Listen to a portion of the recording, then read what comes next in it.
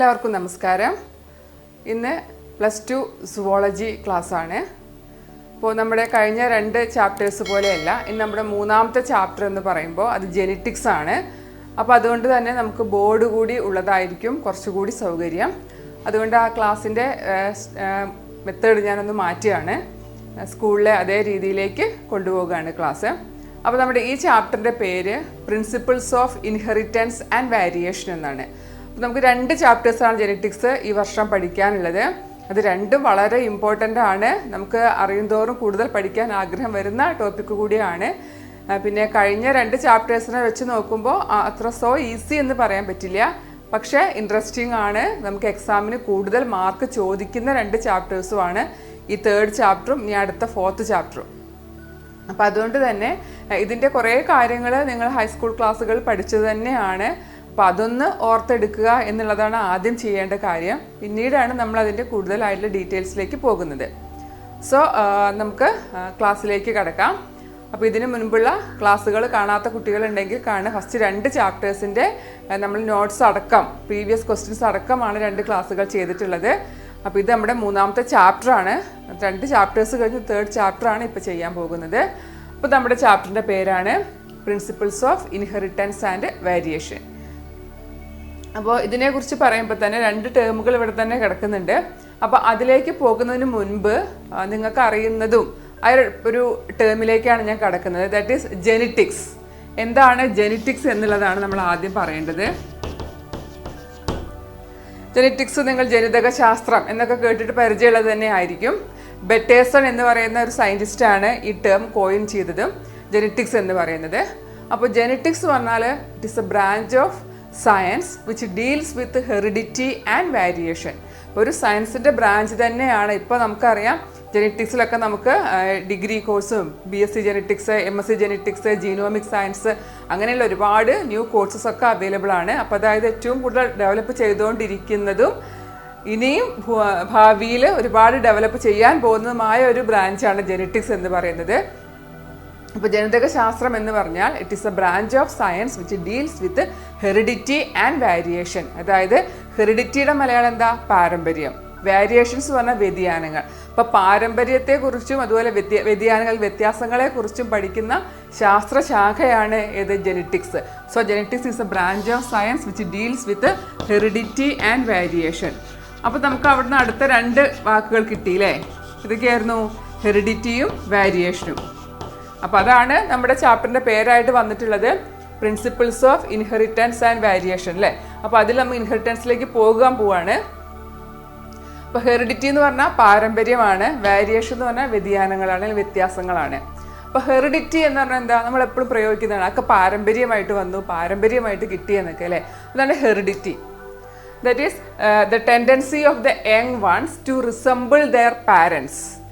Young ones അതായത് കുട്ടികൾ, ഇപ്പം എന്തിൻ്റെ ആണെങ്കിലും ആ ഒരു ജീവിവർഗത്തിൻ്റെ കുഞ്ഞുങ്ങൾക്ക് അതിൻ്റെ പാരൻസിനെ റിസംബിൾ ചെയ്യുന്നു. അതിനെ നമ്മൾ പറയുന്ന പേരാണ് heredity. The tendency of young ones to resemble their parents is known as heredity. അപ്പോൾ വേരിയേഷൻസ് നിങ്ങൾക്ക് തന്നെ ഊഹിക്കാൻ പറ്റും. എന്താണ് വേരിയേഷൻസ്?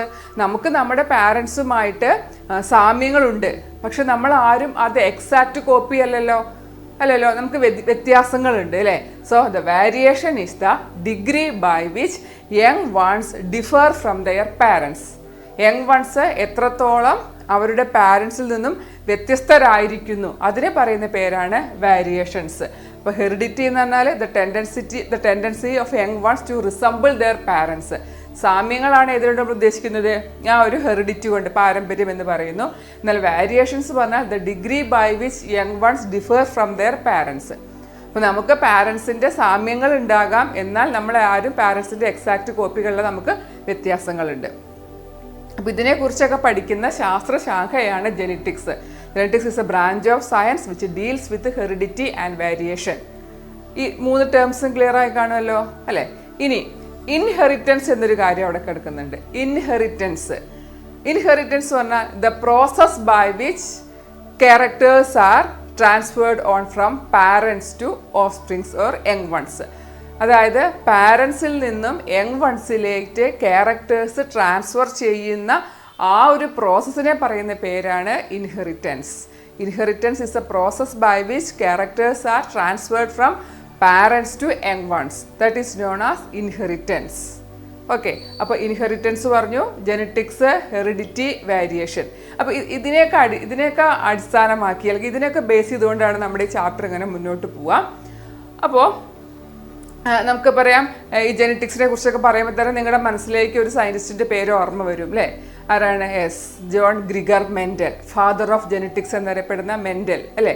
അപ്പോൾ അദ്ദേഹമാണ് ഒരുപാട് എക്സ്പെരിമെൻറ്റ്സ് ഇതിൽ നടത്തിയിട്ടുണ്ട്. അദ്ദേഹത്തിൻ്റെ നിരീക്ഷണങ്ങളാണ് ഇതിൻ്റെ പഠനത്തിന് അടിസ്ഥാനമായിട്ടുള്ളത്.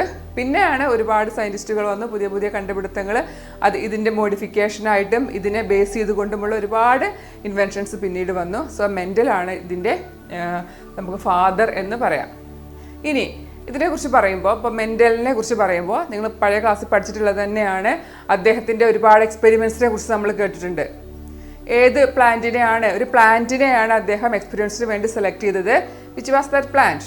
യെസ്, പീ പ്ലാന്റ് അല്ലെങ്കിൽ പൈസം സെറ്റേം എന്ന് പറയുന്ന പീ പ്ലാന്റിലാണ് അദ്ദേഹത്തിൻ്റെ എക്സ്പെരിമെൻറ്റ്സ് എല്ലാം നടത്തിയത്. അപ്പോൾ നമുക്ക് ആ എക്സ്പെരിമെൻറ്റ്സിലേക്കൊക്കെ നമുക്കൊന്ന് പോകാനുണ്ട്. അപ്പോൾ അതിന് മുൻപായിട്ട് കുറച്ച് ടേംസ് കൂടി നിങ്ങളെ ഒന്ന് പരിചയപ്പെടുത്താനുണ്ട്. അതിലൊന്നാണ് ഓഫ് സ്പ്രിങ്. ഞാൻ നേരത്തെ ഇടയ്ക്ക് ഒന്ന് പറഞ്ഞിരുന്നു ഓഫ് സ്പ്രിങ് എന്ന് പറയുന്നത്. അപ്പോൾ നിങ്ങൾക്ക് മനസ്സിലായി കാണില്ല അല്ലേ? ഓഫ് സ്പ്രിങ് എന്ന് പറഞ്ഞാൽ the young one produced as a result of sexual reproduction. Sexual റീപ്രൊഡക്ഷൻ്റെ ഫലമായി ഉണ്ടാകുന്ന യങ് വണ്ണിനെ പറയുന്ന പേരാണ് ഓഫ് സ്പ്രിങ് അല്ലേ? നിങ്ങൾ പഠിച്ചിട്ടുണ്ട് റീപ്രൊഡക്ഷൻ എന്ന് പറഞ്ഞാൽ 2 തരത്തിലുണ്ടെന്ന് പഠിച്ചിട്ടുണ്ട് അല്ലേ? സെക്ഷൽ റീപ്രൊഡക്ഷനും അസെക്ഷൽ റീപ്രൊഡക്ഷനും. അപ്പോൾ അതിലെ സെക്ഷൽ ലൈംഗിക പ്രത്യുൽപാദനത്തിൻ്റെ ഫലമായിട്ടുണ്ടാകുന്ന യങ് വണ്ണിനെ പറയുന്ന പേരാണ് ഓഫ് സ്പ്രിങ്. അതേ സമയത്ത് അസെക്ഷൽ അല്ലെങ്കിൽ അലൈംഗികമാണെങ്കിൽ നമ്മൾ അതിനെ പറയുന്ന പേരാണ് ക്ലോൺ. നമ്മൾ ഇവിടെ ഇതാണ് ഫോക്കസ് ചെയ്തത്, ഓഫ് സ്പ്രിങ് ആണ്. അതായത് ഈ ചാപ്റ്ററിൽ ഇങ്ങനെ പറഞ്ഞു പോകുമ്പോൾ നമ്മൾ പറയും ഓഫ് സ്പ്രിങ് എന്നാണ് പറയുക. അപ്പോൾ അതെന്താണെന്ന് നിങ്ങൾ അറിഞ്ഞിരിക്കണം. സെക്ഷൽ റീപ്രൊഡക്ഷൻ്റെ ഫലമായിട്ടുണ്ടാകുന്ന യങ് വണ്ണാണ് ഓഫ് സ്പ്രിങ്. അപ്പോൾ ഇനി ഈ ഒരു കാര്യം, പിന്നെ വേറൊരു ടേമും കൂടിയുണ്ട്, ട്രയറ്റ്. അതായത് മെൻ്റൽ കോൺട്രാസ്റ്റിംഗ് ട്രയറ്റ്സ് എന്നൊക്കെ പറഞ്ഞിട്ട് പറയുന്നുണ്ട്. കോൺട്രാസ്റ്റിംഗ് ട്രയറ്റ്സിനെ പെയർ എന്നൊക്കെ പറഞ്ഞ് മെൻ്റലിൻ്റെ ലോ പറയുമ്പോൾ നമ്മൾ പറയും. അപ്പോൾ ട്രയറ്റ് എന്ന് പറഞ്ഞാൽ വേറെ ഒന്നുമില്ല, ഇറ്റ് ഈസ് ക്യാരക്ടറിനെ തന്നെയാണ് നമ്മൾ എന്തുകൊണ്ട് ഉദ്ദേശിക്കുന്നത്? ട്രയറ്റ് എന്നുള്ളത് കൊണ്ട് സൂചിപ്പിക്കുന്നത് കേട്ടോ. ക്യാരക്ടർ തന്നെയാണ് ട്രയറ്റ്സ് എന്നുള്ളത് കൊണ്ട് ഉദ്ദേശിക്കുന്നത്. അപ്പോൾ ഈ ഒരു ഇത്രയും ബേസിക് ആയിട്ടുള്ള കുറച്ച് ടേംസാണ് ഈ പറഞ്ഞത്. ഇനി നമ്മൾ മെൻ്റലിൻ്റെ എക്സ്പീരിയൻസിനെ കുറിച്ച് പറയുകയാണെങ്കിൽ പൈസം സെറ്റ് അല്ലെങ്കിൽ പീ പ്ലാന്റിനെയാണ് സെലക്ട് ചെയ്തതെന്ന് പറഞ്ഞു. അതിന് ഒരുപാട് റീസൺസ് നിങ്ങൾ കേട്ടിട്ടുണ്ടാവും. അപ്പോൾ അതിൽ 7 പെയേഴ്സ് ഓഫ് കോൺട്രാസ്റ്റിംഗ് ട്രയറ്റ്സ്, അതായത് 7 പെയർ കോൺട്രാസ്റ്റിംഗ് ക്യാരക്ടേഴ്സിനെ അടിസ്ഥാനമാക്കിയിട്ടാണ് മെൻ്റൽ അദ്ദേഹത്തിൻ്റെ എക്സ്പെരിമെൻറ്റ്സ് നടത്തിയത്. ആ ക്യാരക്ടേഴ്സ് എന്തൊക്കെയാണ് എന്നുള്ളത് നമ്മളൊന്ന് നോക്കണം. അതുപോലെ ഈ പീ പ്ലാന്റിനെ എന്തുകൊണ്ട് സെലക്ട് ചെയ്തു എന്നുള്ള കാര്യങ്ങളും അറിയണം. അപ്പോൾ അതിൽ ആ ക്യാരക്ടേഴ്സിനെ പറ്റി പറയുമ്പോൾ നമുക്ക് തീർച്ചയായിട്ടും അറിയാം, സ്റ്റെം ഹൈറ്റ്. നമ്മൾ ഏറ്റവും കൂടുതൽ നമ്മൾ എക്സാമ്പിൾസ് ഒക്കെ പറയാൻ വേണ്ടി യൂസ് ചെയ്യുന്ന ക്യാരക്ടർ അത് തന്നെയാണ്. സ്റ്റെമ്മിൻ്റെ ഹൈറ്റ് ആണ് ഒരു ക്യാരക്ടർ. പിന്നെ അതുപോലെ എന്തായിരുന്നു? ഫ്ലവറിൻ്റെ പൊസിഷൻ. ഫ്ലവർ അതിൻ്റെ ഏറ്റവും അറ്റത്ത് ആക്സിയൽ പൊസിഷനിലാണോ അതോ ടെർമിനൽ അല്ലേ? ഇങ്ങനെ ബ്രാഞ്ചിൻ്റെ ഇടയിൽ നിന്ന് ആക്സിയൽ ആയിട്ടാണോ ടെർമിനൽ ആയിട്ടാണോ ഫ്ലവർ ഉണ്ടാകുന്നത്? പിന്നെ അതുപോലെ തന്നെ സീഡിൻ്റെ ഷേപ്പ്, സീഡിൻ്റെ കളറ് അല്ലേ? അങ്ങനെയുള്ള 7 പെയേഴ്സ് ഓഫ് കോൺട്രാസ്റ്റിംഗ് ക്യാരക്ടേഴ്സിനെ ഉപയോഗിച്ചിട്ടാണ്, ആ ക്യാരക്ടേഴ്സിനെ അടിസ്ഥാനമാക്കിയിട്ടാണ് അദ്ദേഹം എക്സ്പീരിയൻസ് നടത്തിയത്. ആ ക്യാരക്ടേഴ്സിൻ്റെ നമുക്ക് ഡീറ്റെയിൽഡ് ആയിട്ട് എന്തൊക്കെയാണ് ക്യാരക്ടേഴ്സ് എന്നുള്ളതും അതുപോലെ അതിൻ്റെ കോൺട്രാസ്റ്റിംഗ്. ഇപ്പോൾ നമ്മൾ ഒരു ക്യാരക്ടർ എടുത്തു കഴിഞ്ഞാൽ അതിനെന്തിന് 2 കോൺട്രാസ്റ്റിംഗ് ട്രൈറ്റ്സ് ഉണ്ടാവില്ലേ ഒന്നിന് പറയുമ്പോൾ? അതെന്തായിരിക്കും പറയാം? ഇപ്പോൾ ഞാൻ ക്യാരക്ടറായിട്ട് പറഞ്ഞു സ്റ്റെം ഹൈറ്റ് എന്ന് പറയുന്ന ഒരു ക്യാരക്ടർ എടുത്തു കഴിഞ്ഞാൽ അതിൻ്റെ 2 ഒപ്പോസിങ് ആയിട്ടുള്ള ട്രൈറ്റ്സ് ആയിട്ട് എന്താണ് വരിക? Stem height. ഒന്ന് എന്താണ് വരിക? ടോൾ. മറ്റൊന്ന് ഡ്വാർഫ് എന്ന് വരും അല്ലേ? ഒന്ന് ടോളും മറ്റൊന്ന് ഡ്വാർഫും.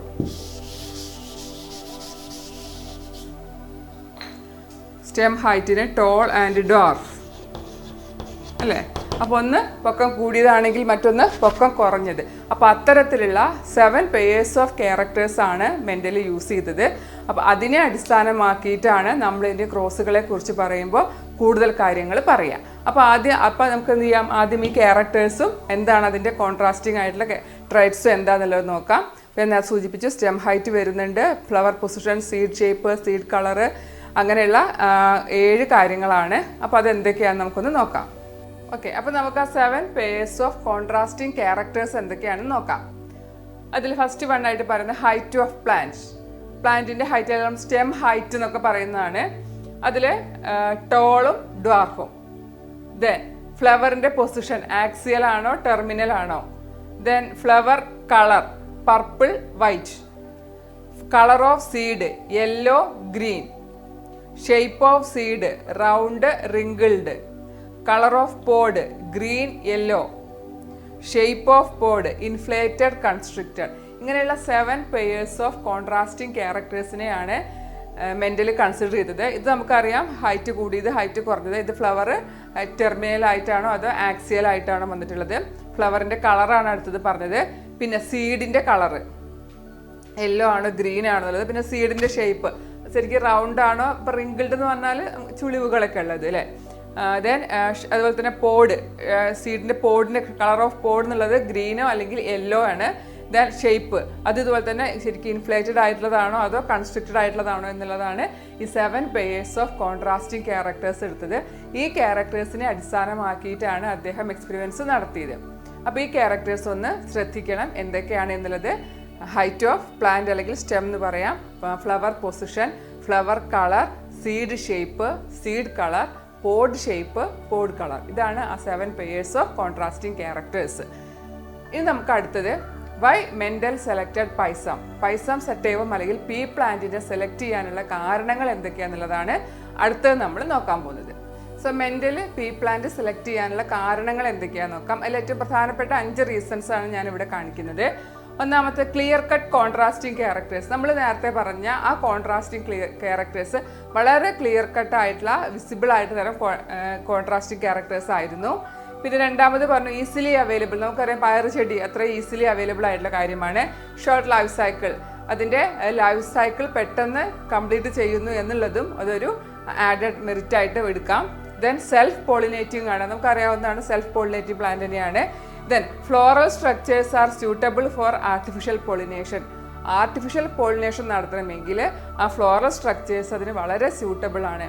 അപ്പോൾ ഈ 5 ക്യാരക്ടേഴ്സാണ് അദ്ദേഹം സെലക്ട് ചെയ്യാനുള്ള കാരണം. ഒന്നാമത്തെ പറഞ്ഞു കോൺട്രാസ്റ്റിംഗ് ക്യാരക്ടേഴ്സ് വളരെ ക്ലിയർ ആണ് എന്നുള്ളതും അത് ഈസിലി അവൈലബിൾ ആണ്, ഷോർട്ട് ലൈഫ് സൈക്കിൾ ആണ്, ദെൻ സെൽഫ് പോളിനേറ്റിംഗ് ആണ്, മാത്രമല്ല ഫ്ലോറൽ സ്ട്രക്ചേഴ്സ് ആർട്ടിഫിഷ്യൽ പോളിനേഷന് വളരെ യോജിച്ചതുമായിരുന്നു. അപ്പോൾ ഇത്രയും 5 കാര്യങ്ങൾ കൊണ്ടാണ് അദ്ദേഹം പീ പ്ലാന്റിനെ സെലക്ട് ചെയ്തത്. ഇനി നമുക്ക് ഇതിനെക്കുറിച്ച് കൂടുതൽ പറയുമ്പോൾ അദ്ദേഹത്തിൻ്റെ ആദ്യത്തെ ക്രോസ് മോണോ ഹൈബ്രിഡ് ക്രോസ് എന്താന്ന് പറയണം, ഹൈബ്രിഡ് എന്താണ്, ക്രോസ് എന്താണ്, അതുപോലെ റെസസീവ് ആൻഡ് ഡോമിനൻ്റ് ട്രൈബ്സുകളെ കുറിച്ച് പറയാനുണ്ട്, ഫീനോടൈപ്പ്, ജീനോടൈപ്പ് തുടങ്ങിയ കാര്യങ്ങൾ കുറച്ചുകൂടി ടേംസ് വരുന്നുണ്ട്. നമുക്ക് ആദ്യം നമ്മൾ ഇതുവരെ പറഞ്ഞതൊന്ന് സമ്മറൈസ് ചെയ്യാം. സോ നമ്മൾ സ്റ്റാർട്ട് ചെയ്തു. ചാപ്റ്ററിൻ്റെ പേര് principles of inheritance and variation ആണ്. അതിലാദ്യം നമ്മൾ പറഞ്ഞ കാര്യം ജെനറ്റിക്സ് ആയിരുന്നു. It is A branch of science which deals with heredity and variation അല്ലേ. പാരമ്പര്യത്തെയും വ്യതിയാനങ്ങളെയും കുറിച്ച് പഠിക്കുന്ന ശാസ്ത്രശാഖയാണ് ജെനറ്റിക്സ്. ദെൻ അടുത്തത് നമ്മൾ പറഞ്ഞ എന്തായിരുന്നു, ഹെറിഡിറ്റി എന്താണെന്ന്. The tendency of young ones to resemble their parents. Young വൺസിന് അവരുടെ പാരൻസിനെ റിസംബിൾ ചെയ്യാനുള്ള ടെൻഡൻസിയെ പറയുന്ന പേരാണ് ഹെറിഡിറ്റി. ഇപ്പോൾ വേരിയേഷൻ ആകുമ്പോഴോ the degree by which young ones differ from their parents. Young ones പാരൻസിൽ നിന്നും എത്രത്തോളം വ്യത്യസ്തപ്പെട്ടിരിക്കുന്നു, അതാണ് വേരിയേഷൻസ്. പിന്നെ അടുത്ത ടേമായിട്ട് നമ്മൾ പറഞ്ഞത് ഇൻഹെറിറ്റൻസ് ആയിരുന്നു. The process by which characters are transferred from parents to young ones. പാരൻസിൽ നിന്നും യങ് വൺസിലേക്ക് ക്യാരക്ടേഴ്സിനെ ട്രാൻസ്ഫർ ചെയ്യുന്ന പ്രോസസ്സാണ് ഇൻഹെറിറ്റൻസ് അല്ലേ. അപ്പോൾ ഇത്രയും ടേംസ് നമ്മൾ പറഞ്ഞിരുന്നു. ഇനി നമ്മൾ അടുത്തായിട്ട് കടന്ന ഭാഗം എന്തായിരുന്നു, അപ്പോൾ മെൻ്റലിനെ കുറിച്ച് പറഞ്ഞു. ഫാദർ ഓഫ് ജെനറ്റിക്സ് എന്നറിയപ്പെടുന്നത് ജോൺ ഗ്രിഗർ മെൻ്റൽ ആണ്. അപ്പോൾ അദ്ദേഹമാണ് ഇതിൻ്റെ ബേസിക് സ്റ്റഡീസ് ഒക്കെ നടത്തിയതെന്നും ആ ബേസിക് സ്റ്റഡീസ് നടത്തിയത് എന്തിലായിരുന്നു, ഇത് പയർ ചെടിയിലായിരുന്നു. ദറ്റ് ഇസ് പീ പ്ലാന്റ് പൈസം സെറ്റേവം എന്ന് പറയുന്ന, ഇങ്ങനെയാണ് എഴുതുക കേട്ടോ, ക്യാപിറ്റലാണ്. ഓർമ്മ ഉണ്ടാവുമല്ലോ നമ്മൾ കഴിഞ്ഞ വർഷം പഠിച്ച പേരുകളൊക്കെ. പൈസം സെറ്റേവം എന്ന പീ പ്ലാന്റിലാണ് അദ്ദേഹം എക്സ്പീരിയൻസ് നടത്തിയത്. പിന്നെ നമ്മൾ പറഞ്ഞ എന്തായിരുന്നു, അതിൽ കൺസിഡർ ചെയ്ത 7 പെയേഴ്സ് ഓഫ് കോൺട്രാസ്റ്റിംഗ് ക്യാരക്ടേഴ്സ് എന്തായിരുന്നു എന്നുള്ളതാണ് നോക്കിയത്. അതിൽ ഫസ്റ്റായിട്ട് പറഞ്ഞ എന്തായിരുന്നു, സ്റ്റെമ്മിൻ്റെ ഹൈറ്റ് നോക്കി അല്ലേ. Stem height, then flower position, flower colour, seed shape, seed colour, pod shape, pod colour, ഇങ്ങനെയുള്ള 7 പെയേഴ്സ് ഓഫ് കോൺട്രാസ്റ്റിംഗ് ക്യാരക്ടേഴ്സിനെയാണ് അദ്ദേഹം അടിസ്ഥാനപ്പെടുത്തിയിട്ടാണ് എക്സ്പീരിയൻസ് നടത്തിയതെന്ന് പറഞ്ഞു. പിന്നെ ലാസ്റ്റായിട്ട് പറഞ്ഞ കാര്യം ഇതായിരുന്നു, reason for selecting P plant. 2 മാർക്കിന് ചോദിക്കുന്നതാണ്, എന്തുകൊണ്ടാണ് പയർ ചെടിയെ സെലക്ട് ചെയ്തത്. അതിൻ്റെ റീസൺസ് ആണ് ക്ലിയർ കട്ട് കോൺട്രാസ്റ്റിംഗ് ക്യാരക്ടേഴ്സ് ആണ്, ഈസിലി അവൈലബിൾ ആണ്, ഷോർട്ട് ലൈഫ് സൈക്കിൾ ആണ്, പിന്നെ സെൽഫ് പോളിനേറ്റ് നടത്തുന്നുണ്ട്, ദെൻ ആർട്ടിഫിഷ്യൽ പോളിനേഷൻ നടത്തണമെങ്കിൽ അതിന് അനുയോജ്യമായ ഫ്ലോറൽ ക്യാരക്ടേഴ്സ് ആണ്. ഇത്രയും റീസൺസ് ഉള്ളത് കൊണ്ടാണ് അദ്ദേഹം ഈ പറയുന്ന പീ പ്ലാന്റിനെ അദ്ദേഹത്തിൻ്റെ ജെനറ്റിക്സിലെ എക്സ്പീരിയൻസിന് വേണ്ടി ഉപയോഗിക്കാനുള്ള കാരണം. ഇത്രയും കാര്യങ്ങളാണ് ഇപ്പോൾ ഞാൻ ഇന്നത്തെ ക്ലാസ്സിൽ പറയുന്നുള്ളൂ. കാരണം അടുത്ത ഭാഗം കൂടെ പറഞ്ഞു കഴിഞ്ഞാൽ അതൊരുപാട് കണ്ടന്റ് ആവും. അപ്പോൾ അത് വേണ്ട, നമുക്കിനി അടുത്ത ക്ലാസ്സിൽ ഹൈബ്രിഡ് എന്താണ് ഹൈബ്രിഡ്, അദ്ദേഹത്തിൻ്റെ എക്സ്പെരിമെൻറ്റ്സ് എങ്ങനെയായിരുന്നു, അതിൽ വരുന്ന ഞാൻ നേരത്തെ പറഞ്ഞ ഡോമിനൻറ്റും റെസസീവും ഫീനോടൈപ്പ്, ജീനോടൈപ്പ്, ഹോമോസൈഗസ്, ഹെട്രോസൈഗസ്, അങ്ങനെ കുറേ ടേംസുകൾ വരുന്നുണ്ട്. അപ്പോൾ അതെല്ലാം കൂടെ കൺഫ്യൂസ്ഡ് ആക്കണ്ട, ഇപ്പോൾ ഇത്ര മാത്രം പഠിക്കുക. അപ്പോൾ അടുത്ത ക്ലാസ്സിൽ വരുമ്പോഴേക്കും ഇത്രയും പറഞ്ഞ കാര്യങ്ങളൊന്ന് മനസ്സിലാക്കിയിരിക്കുക. ഇതിലെ 2 മാർക്കിൻ്റെ ക്വസ്റ്റ്യനാണ് ഞാൻ ഈ പറഞ്ഞ reason for selecting P plant. അതുപോലെ ചോദിക്കുന്ന ഒന്ന് തന്നെയാണ് ആ കോൺട്രാസ്റ്റിംഗ് ക്യാരക്ടേഴ്സ് ഏതൊക്കെയാണെന്നുള്ളത്. അപ്പോൾ ആ 2 ക്വസ്റ്റ്യൻസ് കിട്ടിയല്ലോ. അത് പഠിച്ചു വരുമ്പോഴേക്കും നമുക്ക് അടുത്ത ക്ലാസ്സുമായിട്ട് വരാം. അതുവരെയും നന്ദി, നമസ്കാരം.